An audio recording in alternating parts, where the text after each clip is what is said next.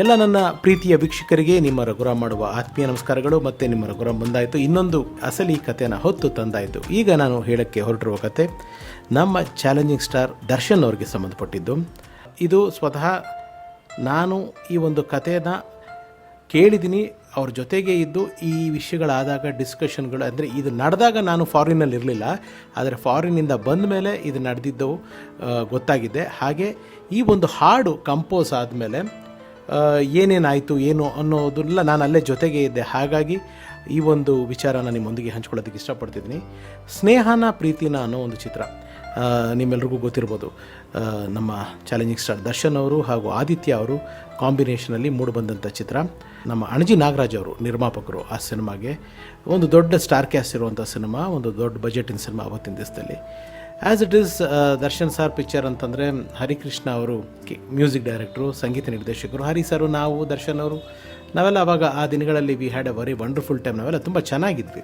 ಆವಾಗ ಆ ಸಾಂಗ್ ಕಂಪೋಸಿಂಗ್ಗಳೆಲ್ಲ ಆಯಿತು, ಎಲ್ಲ ಹಾಡುಗಳಾಯಿತು. ಹಾಡುಗಳು ಹಿಟ್ ಮಾಡಲೇಬೇಕು, ಯಾಕಂದರೆ ಪಕ್ಕ ಒಂದು ಫ್ಯಾಮಿಲಿ ಆ್ಯಂಡ್ ಮ್ಯೂಸಿಕಲ್ ಕತೆ ಆಗಿದ್ದರಿಂದ ಹಾಡುಗಳು ಹಿಟ್ ಮಾಡಲೇಬೇಕು ಅನ್ನೋ ಜವಾಬ್ದಾರಿ ನಮ್ಮ ಹರಿ ಸರ್ ಮೇಲಿತ್ತು. ಒಂದು ಹಾಡು ಕಂಪೋಸ್ ಆಯಿತು. ಆ ಹಾಡು ಟ್ಯೂನ್ಗೆ ಇನ್ನೂ ಲಿರಿಕ್ಸ್ ಆಗಿಲ್ಲ, ಬರೀ ಟ್ಯೂನ್ ಆಗ್ತಾ ಇರೋಂಗೇನೆ ಅಷ್ಟು ಥ್ರಿಲ್ ಆಗ್ಬಿಡ್ತು ಆ ಹಾಡು. ಏನೋ ಎಷ್ಟು ಚೆನ್ನಾಗಿದೆ, ಇದನ್ನು ಬಾಲು ಸರ್ಕನಲ್ಲೇ ಹಾಡಿಸ್ಬೋಣ ಅಂತೆಲ್ಲನೂ ಡಿಸ್ಕಷನ್ ಆಯಿತು.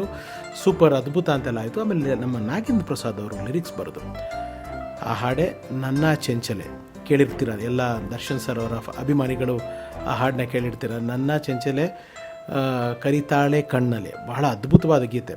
ನನ್ನ ಚಂಚಲೆ ಕರಿತಾಳೆ ಕಣ್ಣಲೆ, ಅಬ್ರಾಡಲ್ಲಿ ಶೂಟ್ ಆಗಿರುವಂಥ ಹಾಡು. ಸರಿ, ಆ ಸಾಂಗ್ ಎಲ್ಲ ಆಯಿತು, ರೆಡಿ ಆದಮೇಲೆ ಟೀಮ್ ಡಿಸ್ಕಷನ್, ಡೈರೆಕ್ಟರ್ ಟೀಮು ಇದೆಲ್ಲ ಒಂದು ಇರಬೇಕಾದ್ರೆ ಈ ಹಾಡು ದರ್ಶನ್ ಅವ್ರಿಗೆ ಹಾಕಬೇಕು ಅನ್ನೋದೊಂದು ಅಲ್ಲಿ ಮಾತುಕತೆ ಆಯಿತು. ಒಂದು ತಂಡದ ಒಂದು ಅಭಿಪ್ರಾಯ ಆಯಿತು.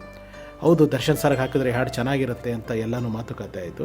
ದರ್ಶನ್ ಸರ್ ಬಂದರು, ಕೇಳಿದ್ರು, ಹಾಡು ಕೇಳೋ ಅವ್ರು ತುಂಬ ಖುಷಿಪಟ್ಟರು. ಆಮೇಲೆ ಈ ಡಿಸ್ಕಷನ್, ಟೀಮ್ ಡಿಸ್ಕಷನ್ ಮಾಡಿದ್ದೂ ಈ ಹಾಡನ್ನ ದರ್ಶನ್ ಸರ್ಗೆ ಹಾಕ್ಬಿಡೋಣ.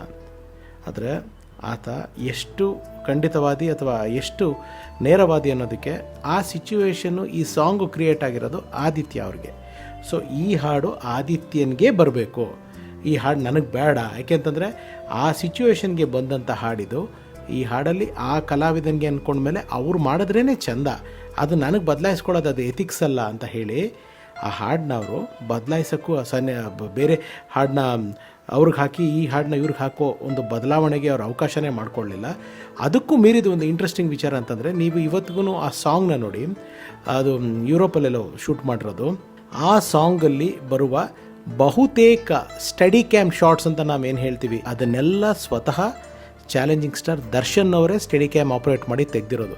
ಅಂದರೆ ನಾನೊಬ್ಬ ಹೀರೋ, ನನ್ನ ಸ್ಟಾರು, ನನ್ನ ಸಾಂಗ್ ಅಲ್ಲ ಇದು, ನಾನು ಆರಾಮಾಗಿ ಹೋಟೆಲ್ ರಿಲ್ಯಾಕ್ಸ್ ಆಗ್ಬೋದು, ಇಲ್ಲ ಎಲ್ಲರೂ ಅಲ್ಲಿ ಸೈಟ್ ಸೀಯಿಂಗ್ ಹೋಗ್ಬೋದು ಅಂತ ಇರಲಿಲ್ಲ.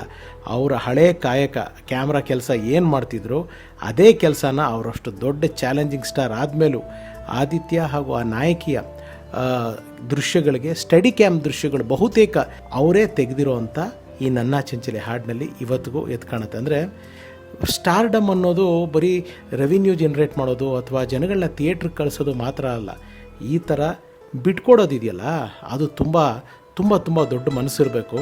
ಇದೊಂದು ಉದಾಹರಣೆ. ಹಾಗೆ ಇನ್ನೊಂದು ನವಗ್ರಹ ಸಿನಿಮಾದಲ್ಲಿ ಇದೇ ಥರದ್ದಾಯಿತು, ಕಣ್ಣ ಸಲಿಗೆ ಸಾಂಗು. ಅದು ಕೂಡ ದರ್ಶನ್ ಅವ್ರಿಗೆ ಹಾಕಬೇಕು ಅನ್ನೋ ಒಂದು ಮಾತುಕತೆ ಬಂದಾಗ ಆವಾಗಲೂ ಇದೇ ನಿರ್ಧಾರ ದರ್ಶನ್ ಅವ್ರು ತೊಗೊಂಡಿದ್ದು. ಇಲ್ಲ, ಆ ಹಾಡು ಧರ್ಮನ್ಗೆ ಬರಬೇಕು, ಯಾಕಂದ್ರೆ ನನಗೆ ಈ ಚಿತ್ರದಲ್ಲಿ ಹಾಡಿನ ಪ್ಲೇಸ್ಮೆಂಟೇ ಇಲ್ಲ, ಅದಕ್ಕೋಸ್ಕರ ಕ್ರಿಯೇಟ್ ಮಾಡೋದು, ತುರ್ಕೋದು, ಸ್ಕ್ರಿಪ್ಟ್ ಹಾಳು ಮಾಡಬಾರ್ದು.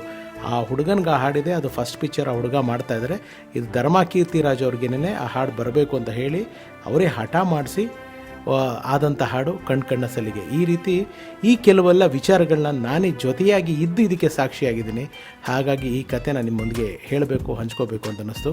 ಸೊ ಇದಾಗಿತ್ತು ಈ ಕತೆ ನಿಮಗೆ ಖುಷಿ ಕೊಟ್ಟಿದ್ರೆ ನಮ್ಮ ಶ್ರಮ ಸಾರ್ಥಕ ಅಂತ ತಿಳಿಸ್ತಾ, ಮತ್ತು ಮುಂದಿನ ಕಥೆಯಲ್ಲಿ ಇನ್ನೊಂದು ಹೊಸ ವಿಷಯ ಹೊತ್ಕೊಂಡು ನಿಮ್ಮನ್ನು ಭೇಟಿಯಾಗ್ತೀನಿ. ಅಲ್ಲಿವರೆಗೂ ಎಲ್ರಿಗೂ ನನ್ನ ನಮಸ್ಕಾರ. ನಾನು ನಿಮ್ಮ ರಘುರಾಮ್. ಸರ್ವೇ ಜನ ಸುಖಿನೋ ಭವಂತು. Love you all.